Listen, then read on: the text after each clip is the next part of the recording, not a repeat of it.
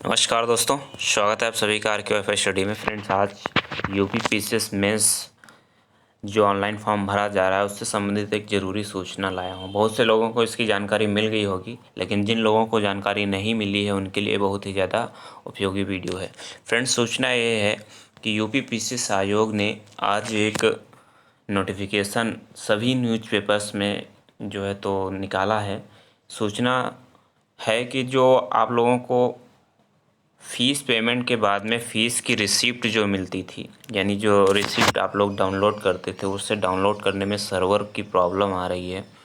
तो उस प्रॉब्लम की वजह से आयोग ने ये कहा है कि अब हमें वो जो फ़ीस की पेमेंट रिसिप्ट है उससे ज़रूरत नहीं है। ठीक है, तो आपको उससे डाउनलोड करने की, उसके लिए परेशान होने की आवश्यकता नहीं है। मैं आपको न्यूज़पेपर की एक कटिंग आपको दिखाता हूँ कि जिसमें मैंने देखा है, दैनिक जागरण का एक न्यूज़पेपर है जिसमें आज दिनांक 12 दिसंबर 2020 में निकला हुआ है आर्टिकल कि यूपी पीसीएस मेंस में सर्वर की वजह से जो समस्या आ रही थी फ़ीस पेमेंट की रिसिप्ट निकालने में, उसे अब आयोग ने मना कर दिया है कि उसे अब हमें प्रिंट करके हमारे पास भेजने की आवश्यकता नहीं है। चलिए देखते हैं कि क्या आर्टिकल था।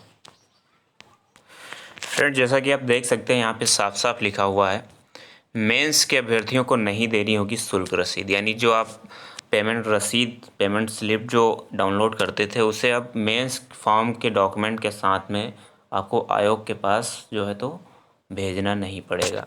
इस क्या है पूरा देखते हैं। उत्तर प्रदेश लोक सेवा आयोग ने पीसीएस 2020 मुख्य परीक्षा के अभ्यर्थियों को सहूलियत देते हुए फीस रसीद जमा न करने की छूट दी है। ठीक है, ये छूट सर्वर धीमा चलने के कारण आयोग ने शुक्रवार को यह निर्णय लिया है। यानी जो सर्वर धीमा चल रहा है, बहुत से लोगों का OTP नहीं आ रहा है, बहुत से लोगों की फ़ीस पेमेंट के बाद में जो है फॉर्म ओपन नहीं हो रहा है।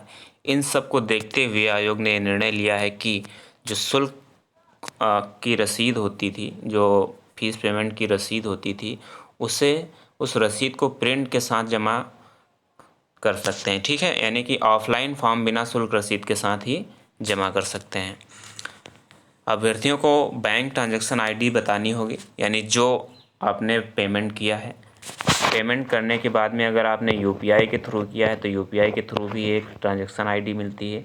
अगर आपने चालान निकाल के किसी बैंक में जमा किया है, यानी कि SBI की ब्रांच में जमा किया है, तो वहाँ से भी एक ट्रांजैक्शन ID आपको मिली होगी। वो ट्रांजैक्शन ID आपको बतानी है। अब उसकी जगह पर रसीद जमा करने का कॉलम नहीं भरना होगा।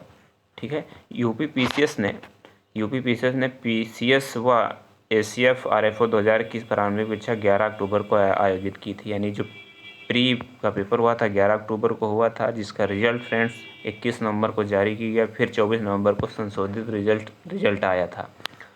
अब 29 नवंबर 2020 से जो है तो मेंस के लिए फॉर्म भरा जा रहा है। 14 तारीख इसकी लास्ट डेट है, जैसा कि मैं इससे संबंधित वीडियो बना चुका हूँ आपके लिए। तो फ्रेंड्स, 21 दिसंबर तक आप ऑफलाइन फॉर्म जो है तो वहाँ आयोग के जो पूछताछ काउंटर है इलाहाबाद में, वहाँ जमा करा सकते हैं। तो ये आपके लिए छोटी सी सूचना थी। उम्मीद है आपके लिए यूजफुल होगी।